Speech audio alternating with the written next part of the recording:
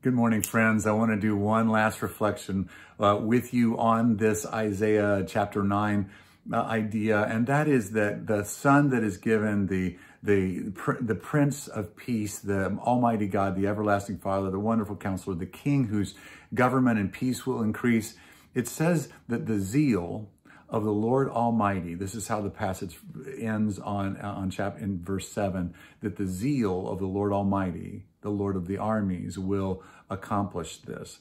That is to say that God is going to assume responsibility for this. God himself, he's going to assume responsibility to make sure that this happens. So if you think about it, all of these things were obstacles that Herod tried to kill the child, had all the kids murdered in that whole area because he was threatened by that. The angel warns Joseph to flee to Egypt, all of these different things that where people wanted to try to kill Jesus at different points in time. They were not able to do that. They were not able to do any of the things that God had decided would happen beforehand. But then the Lord gave his Son to be killed, to take into himself all human sin and all human cruelty into himself. He took the full brunt of it, but with the cruelty of humanity on the cross. He took all of that. And this was part of the zeal of the Lord Almighty, to give his Son over to the worst of mankind, to be able to take all of our worst into himself, to be able to grab you and I out of our bondage and to bring us into his family. The whole thing is that God did this. God did this. He didn't wait for you to do this. He didn't say, if I do this and then Bob adds a few things here and there. No, actually, he did all of this. The zeal of the Lord Almighty will accomplish this. That God brought our redemption, that God brought you into his family. God expressed his love to you. He brings his peace to you. He's big enough. He's strong enough. He brings his guidance to you. He brings his fatherly love to you. All of that is all on him. It's all on him.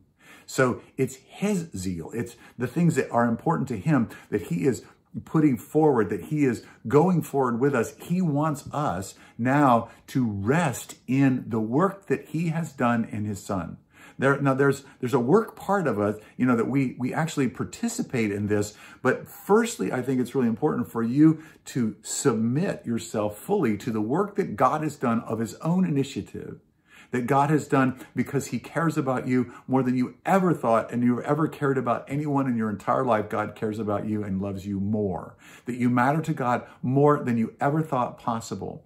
And because of that, he took the entire responsibility to accomplish these things on your behalf for his own glory. He has established these things and he has made these things work out of his own initiative. It's all God's initiative. It's all out of his zeal. It's all out of his desire. It's all out of his purpose, all of his plan, that he chose you and has called you to himself. Today, I want to ask you to rest, to come underneath the reign of this Son that has been given to you, this wonderful Counselor King, this Everlasting Father King, this Mighty God King, this Prince of Peace, Messiah King. I want to ask you to come underneath his initiative, his love, his power, his wisdom, his guidance. I want to ask you to come underneath all of this and simply rest there. Agree with him that he is enough and that he has done what is more than sufficient to get you all the way in to his family and to hold you safely there. Remember that.